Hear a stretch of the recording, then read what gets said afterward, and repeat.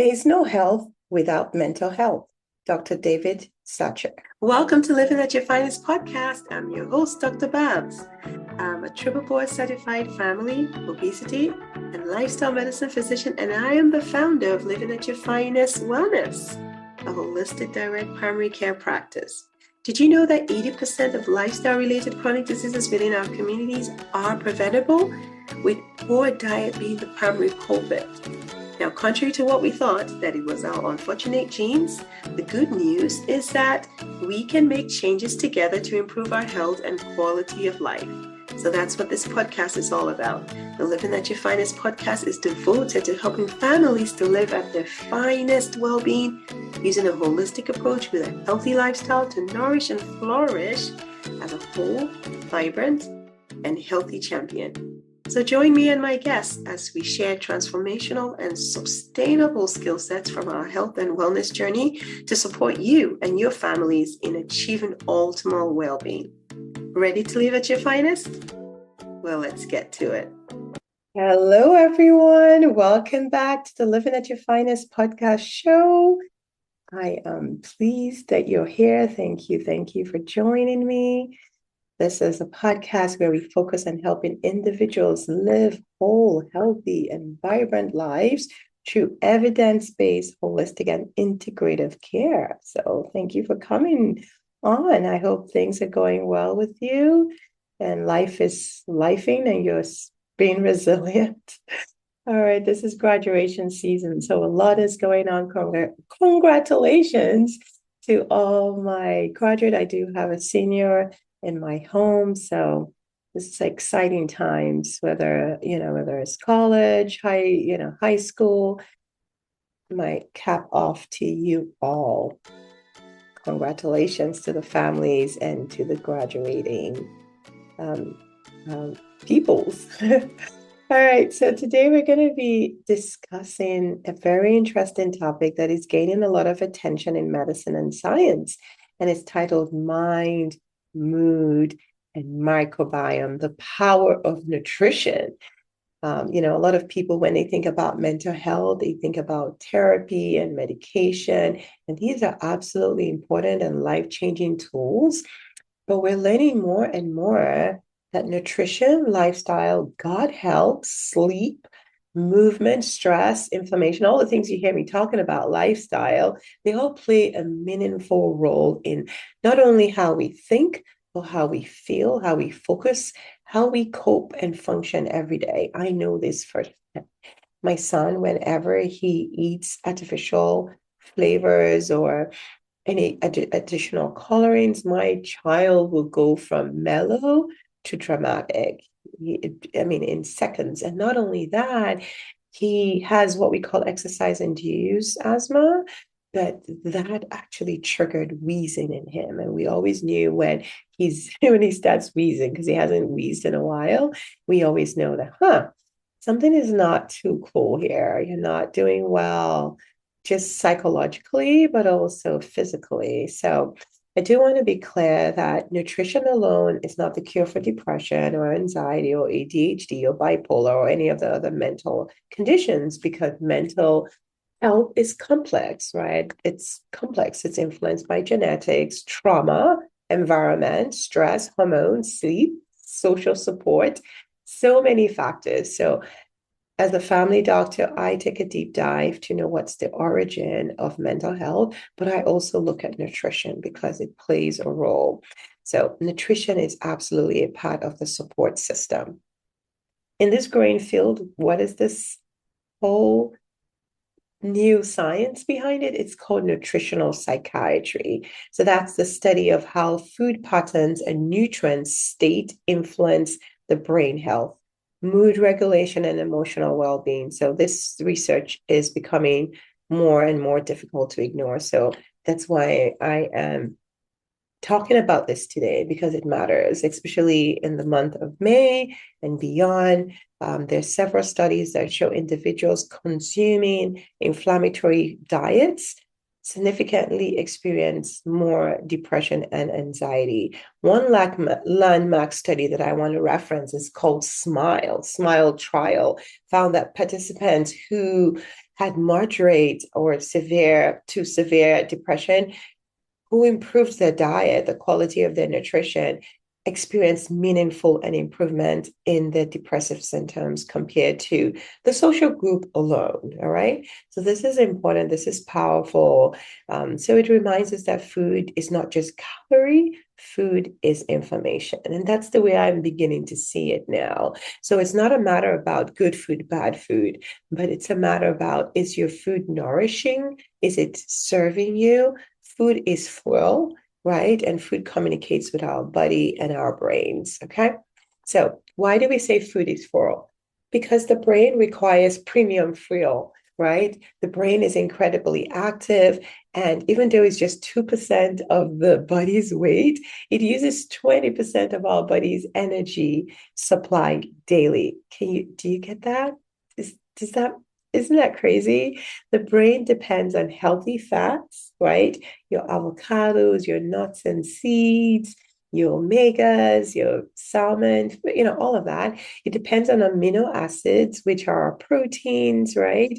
It depends on vitamins, which you get from your fruits and your vegetables. It depends on minerals, stable blood glucose, so whole grain foods, not grains that things are taken out of it and added into it, right? It depends on all of that to be able to function optimally. Now, neurotransmitters like serotonin, dopamine, and GABA, they all help to regulate not just the mood, our focus, and our sleep and motivation and emotional balance.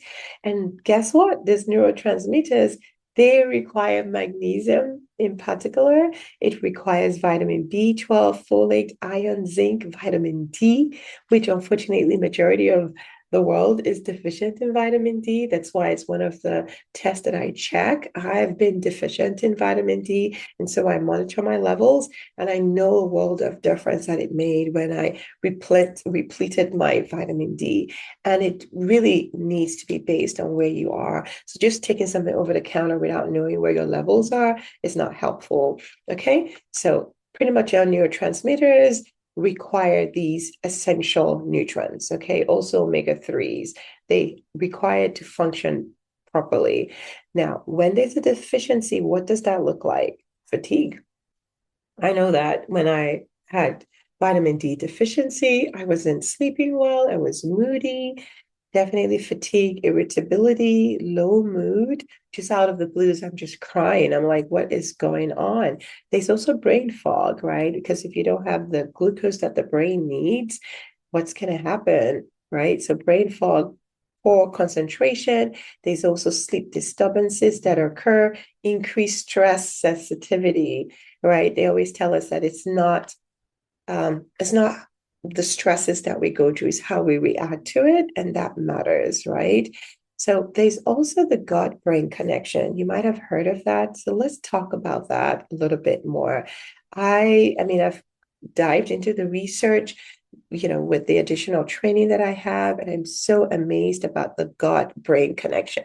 So people don't know that 95% of serotonin, our feel good neurotransmitter, is actually produced in the gut. Our digestive system contains trillions of organisms known as gut microbiome. Trillion, yes. And these microorganisms, they communicate directly with the brain through three pathways. All right, get this. One, neurotransmitters. So the gut helps to produce chemical messengers like serotonin that I already talked about, the dopamine, the GABA. That's one. Two, inflammation. So an unhealthy gut can trigger inflammation. Yes, it will trigger inflammation because you have fed the bad bacteria, and that in turn will affect the brain function, the mood, stress response, and cognition. And third way that the brain connects with the gut, or the gut connects with the brain, is through the vagus nerve. All right. The vagus nerve acts like a communication highway between the gut and the brain. Yes, a highway. All right. So interestingly, many of the signals travel from the gut to the brain to influence our mood, focus, cognition, resilience. And that's why when people get anxious, I know when I get anxious, I try to take a deep breath intentionally whether it's a box breathing or 4-7-8 breathing. I just do my best to breathe through it so that I can communicate good vibes, right? So the gut brain are constantly in conversation, and food helps to shape this conversation every single day. So if you eat one of my favorite unhealthy snacks, Twix. I love Twix. I've learned to find alternative to that, or Snicker bars. So that definitely not only gives me a headache as much as I like them, but it also affects my mood because I get a crash, right? So dietary patterns matter. Research constantly shows that highly processed inflammatory diets are associated with worse mental health outcomes. So, what are some of these dietary patterns that you need to be familiar with? Ultra processed foods. That means foods that have been changed from their original state. So, like an apple becomes an apple pie, or orange becomes orange juice. Refined carbohydrates. That means they've taken out the inner and outer covering. So the fiber is out. Everything that is nutritious about that carb is out. So carbs are not created equally. Added sugar, fried foods because of the unhealthy oils, right? It's immersed in it, preservations, inflammatory fats, the seed oils. These are all the foods. Unfortunately, it's like the foods that taste good, that does the body no good, kind of, right? These foods cause inflammation, blood sugar instability, gut dysbiosis. That just means everything just not working in alignment. Craving, I've been there, I know that. Mood fluctuations and energy crashing. But on the other hand, anti-inflammatory food patterns are associated with improved well-being. So if this does not convince you, I don't know what else will. So it's always about being intentional. So things like the Mediterranean diet, which gives you a whole food plant-based, right? So vegetables, fruits, legumes, nuts, seeds, whole grains, healthy fats, omega-3 rich foods. These are our practical ways of eating foods that are nourishing. So what does that look like in a day? 3 to 7 servings of your fruits and vegetables, because that's where you have your packed fiber, right? For women, it's about 25 to 28 grams of fiber. For men, about 38. I always just say if you can get 40, average it out. But per week, 30 different plant foods is what is required. All right. That we support a healthier and more diverse gut microbiome when we eat 3 to 7 servings at the minimum per day, or 30 per week, different colors. So this doesn't need to be perfect. I find myself just checking at the end of the day, did I eat 3 servings? Because I do my best to at least eat 3 servings a day. So your herbs, your spices, your beans, your vegetables, all of those count. Thank you so much for joining me on this week's episode. My goal on this podcast is to empower, educate, and encourage you to take actionable steps to triumph at living at your finest, body, mind, and spirit. Of note, the information provided here is for educational purposes only and does not substitute as medical advice. Please discuss your healthcare needs with your licensed medical professional. If you are in need of a compassionate and comprehensive holistic physician or know someone who is, please reach out through my website, livewellness.com, for a meet and greet. It will be my honor to talk to you. Are we connected on social media yet? I share more in-depth content on best practices to ensure that you live at your finest daily. So please join me on Facebook, Instagram, YouTube at Living at Your Finest Wellness, where we can learn together and stay connected. Lastly, please subscribe to iTunes if you have not done so already, and share the podcast within your circle of influence. An extra step? Leave a review and let me know what topics or discussions you would like to hear more of. Thanks in advance. It is always a thing of joy to hear from you. Now, let's get back to today's episode. So let's talk about practical ways to start. I know that's a lot of information, but how can we make it practical? The key thing is I don't want you to go from 0 to 100, okay? The brain cannot take too much at the same time. It becomes overwhelming and it will just want to go back to status quo, even if it's not the healthiest option. So the way to start is not to overhaul your entire life overnight, okay? You want to make sustainable changes day by day, 1% better every day. So let's talk about week one, drinking more water. We are 80% made water, and water is needed for all the bodily functions. So how much water should you drink, provided you don't have any heart issues or kidneys? It's half of your body weight in ounces. Okay. Week two, adding vegetables to one meal daily. So once you've figured out week one with water every day, you're able to do it at least 4, 5 times a week. We are creatures of habit. So week two, then you can add your vegetables to one meal daily. Maybe you're already eating vegetables, just add an additional serving. Remember, it's about 3 to 7 servings a day with 30 a week. Week three, improve your sleep habits, right? Because when we sleep, there's a lot of healing happening. It's like a dry cleaning that happens every night. But if we don't sleep, then we're not healing the body and restoring our health, mental health, all of that matters. And then the next week, you can, add a 10-minute walk after every meal, which is so essential because it helps to release stress. It helps to regulate glucose when you do that because you're contracting your muscle, and lots of great benefits to doing this. And you gradually add on other things that you know that you're doing, right? We can't lie to ourselves. We can lie to the whole world, but not to ourselves. So we want to reduce, maybe gradually reduce sugary beverages, something I've done. I used to be addicted to Diet Coke because I didn't want to drink my calories. But then I found out that the artificial flavor was actually affecting me. I became so addicted to it. I wasn't drinking water, and that was not good. So I had to cut that out. It took some time, but I was able to cut that out, right? So small, consistent steps create a meaningful long-term change. So I definitely I want to encourage you to focus on one thing at a time and add, not only remove. So when you add, you slowly replace. So, and then I want you to also rephrase how you speak. Instead of saying, I can never eat this again, I want you to try and say, how can I nourish my body and brain better? That is big for me. And I tell my kids, tell my family, not that we don't eat cake, but we eat very little. But we eat the nutrient dense foods first. Okay. How can I nourish my body and brain better? And that shift helps us to feel more empowered, and it doesn't make us feel like we're restricting. Now, how can you gauge effectiveness, right? So the other question is, how do I know that lifestyle changes are helping? We cannot manage anything we don't measure. So we need to keep track intentionally. How is your energy level? How is your mood? How is your sleep quality, right? Is your cravings? Are you feeling like you eating the whole world? Are you focused? Do you have emotional resilience, stress tolerance? Is there mental clarity? You want to be mindful of these things.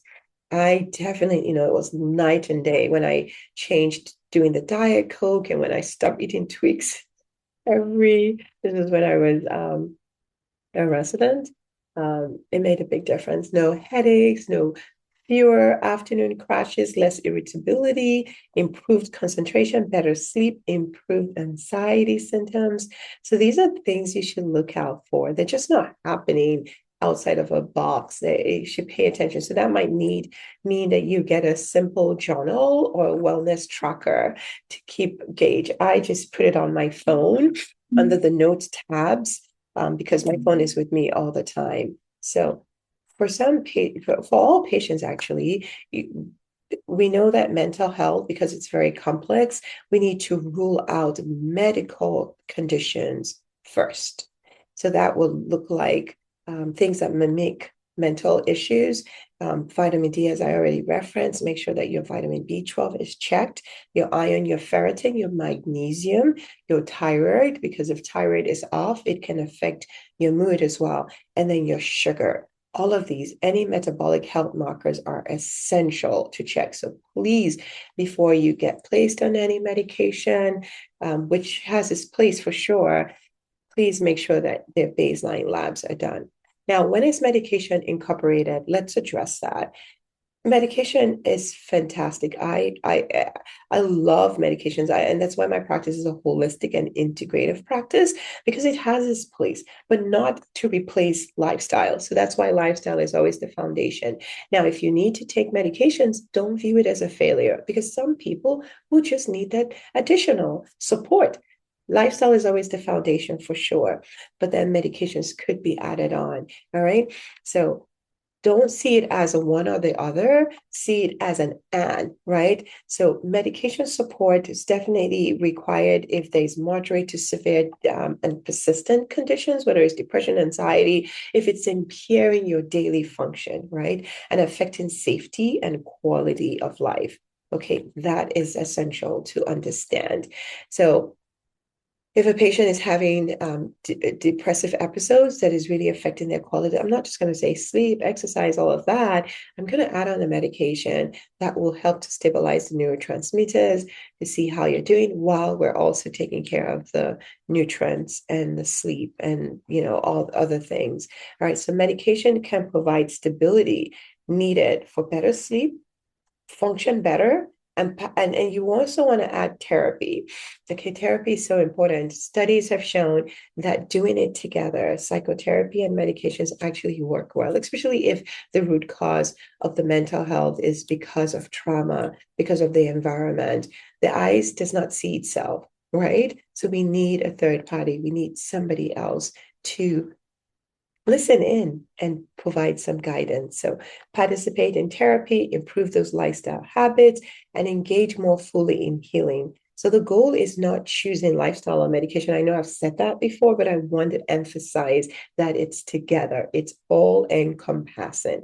All right. So often the best outcomes come from a personalized combination of all the things that I've shared: nutrition, movement, therapy, sleep optimization, stress management, community support. We need each other. No man is an island. And certainly, when appropriate, medication support. So, thank you so much for listening and staying tuned. I'm so passionate about this topic. I was really intrigued when I learned about the gut brain connection, and I really hope that this has been empowering for you. Please share this episode with others who are struggling. Let us build healthy communities. Our brain is constantly listening to how we nourish, how we move, how we rest, how we care for ourselves. When we say sleep, we're not sleeping because we're just sleepy. We're sleeping because our brain needs it. It needs it. It needs it to function. It needs it.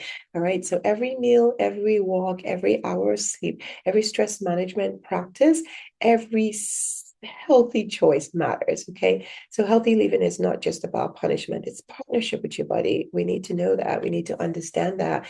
And why we know that food is not the only answer for mental wellness, it is part of the conversation. So today I encourage you to start small, 1% better every day, stay consistent. All right. And if you fall off, because I've fallen off, just get back on. Don't let it be a day two, day three, and you're like, oh, whatever, because it's going to be harder to get back on. So every day, no matter what it is, just just try to be consistent and give yourself grace. Okay.